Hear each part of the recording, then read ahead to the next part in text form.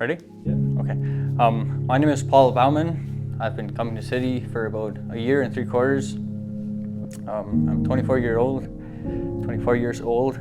I grew up Mennonite. Mennonites are people who drive horse and buggy. I came from a community that was near Waterloo, and as kids we had no TV, no music. We didn't drive any cars. It was a very simple lifestyle.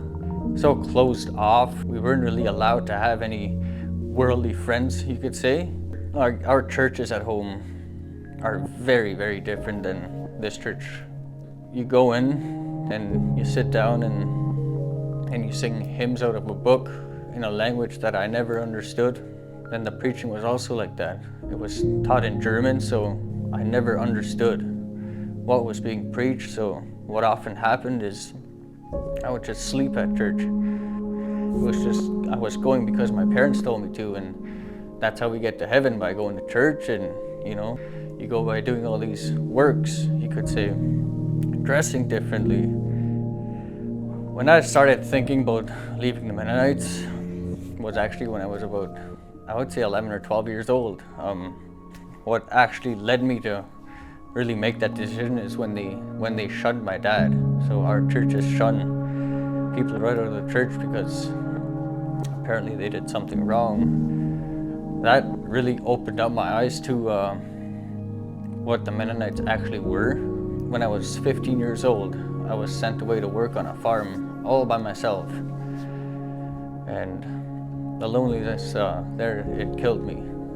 I tried to fill myself up with so many things, like pornography, so much pornography. And 6 months later, I just quit. I went home. I told Dad, I can't do this anymore. It's either you take me back in here or I'll leave. I'll go to the world right now. And he took me back in. When I was 17 years old, I did my first line of cocaine. I'll say it was the best feeling I've ever had. I was finally feeling something. I went on for quite a long time. That's what kind of kept me going, is doing drugs on a Friday night.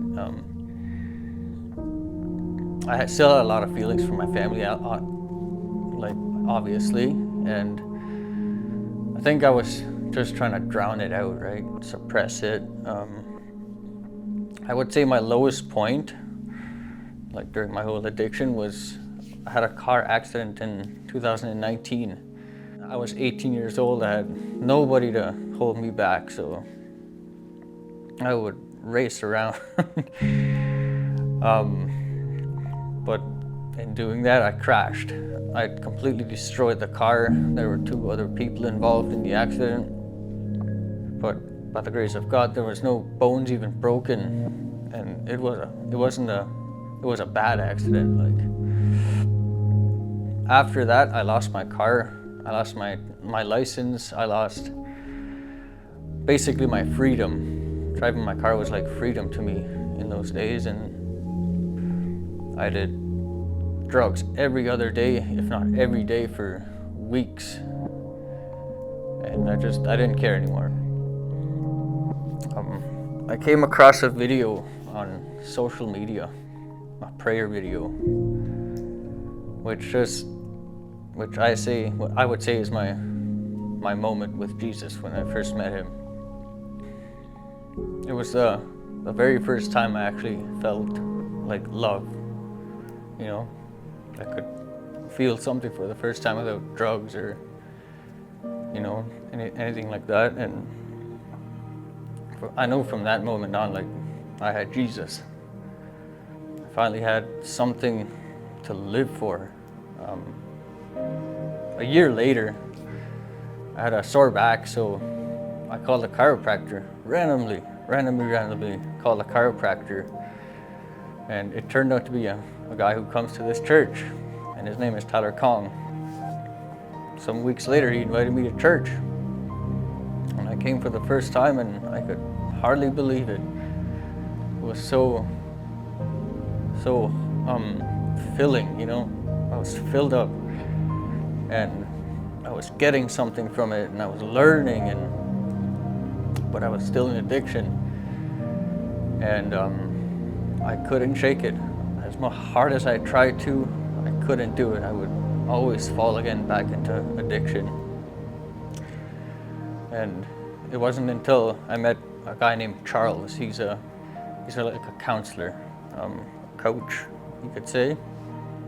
And I had to confess every sin I've ever committed, every dark thing I've ever done. I had to forgive. And then that's when Jesus really healed my heart, you know? I could start loving people again. He taught me how to love. I'm gonna say I have the best community I could ever ask for at the City Church.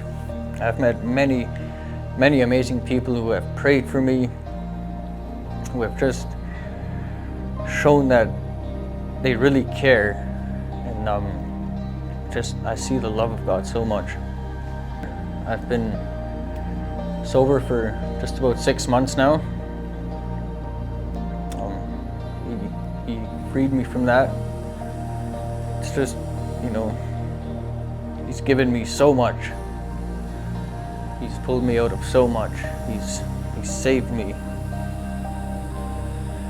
And yeah, I think about that so much.